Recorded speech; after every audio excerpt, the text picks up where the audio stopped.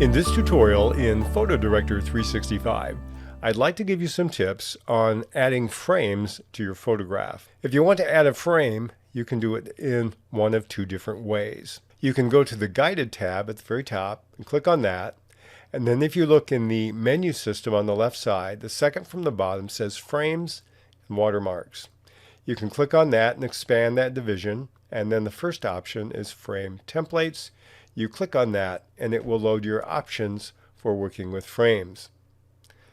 It starts out with a default set of frames and then 8 other categories. Or you can go to the Edit tab, and on the Edit tab you can click on the magic wand called Guided Tools. Click and open that up, and you notice on the bottom of that list on the right in the menu you have Frame Templates under Frames and Watermarks. It basically takes you to the same menu. I'm going to go back to the Guided tab. That gives me more screen space to record on. And let's get back to our frame templates and see what they offer for us. When we get into the frame templates, we're going to find, first of all, we have 20 default frames. They're just numbered from 01 to all the way up to 20. Now these frames have different features on them. When I click on number 14, I see it basically has some graphic images. If I use one like number 13, I'm going to discover this also has text in the lower left and upper right, as well as some sidebars, a very little image on the top and bottom. So they all vary. Some are heavy into text, some are only into graphics. Now one of the things that you can do with the frame is you can make it larger or smaller in relationship to your photo. That's what the slider bar is for at the bottom. Now the zoom may default to different sizes depending on the frame. Right now this one is set to 1. I can make it very, very small, or I can go all the way up to 1.2. And so you can decide how much of your image you want impacted by the frame. It basically either magnifies or shrinks the frame. But if you want to see exactly what the frame is like, I usually crank it up high to begin with. That helps me see exactly what the frame is, what it involves, and then I can adjust it accordingly to see how much of it I want in relationship to my image. So you have 20 defaults. But the interesting thing is, beyond that, you have 8 other categories. Each is packed with other options and frames. And here I have a whole host, for example, in this subcategory here, and this one is called watercolor frames. Now you notice on the screen in the panel on the left, many of them have a little down arrow in the lower right corner of the icon. That means I haven't yet downloaded these from Cyberlink.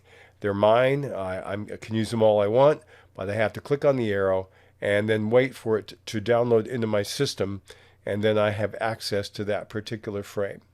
To clear the frame that's on the screen, you simply click the clear button and it goes back to normal. And let me see if this one is now available. If I click on it, no, yeah, it still is going to take some time. So let me go to one I've already downloaded, 04_1, click on that, and this is a frame that I can use. It looks like it says Happy Day on the lower right. Let me make it larger, and then we've got kind of a blue theme. So once I decide how I want that frame to look in relationship to my image, I can either clear it to start over, or I can click on Save As. Let me do that. I'll click on that. Now it wants to save it as a PHI file, which is basically a layered file. And I'm going to click on that and click on Save. What it will do is it will save it and import it into my library. I'll say OK. I'm going to go back to my library. I don't need to save another copy, so I'll say no. But if I go to my library tab, you see in the lower left corner, I have my original photograph, and then I have my photograph with the layer applied to it. But I'm not done yet. I'm going to take this, and then I'm going to click on the Edit button.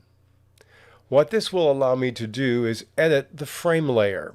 You notice I have a frame layer above my background layer. I can make it disappear visually by turning off the eye or turn it back on, but I also have some effects that I can apply to the layer.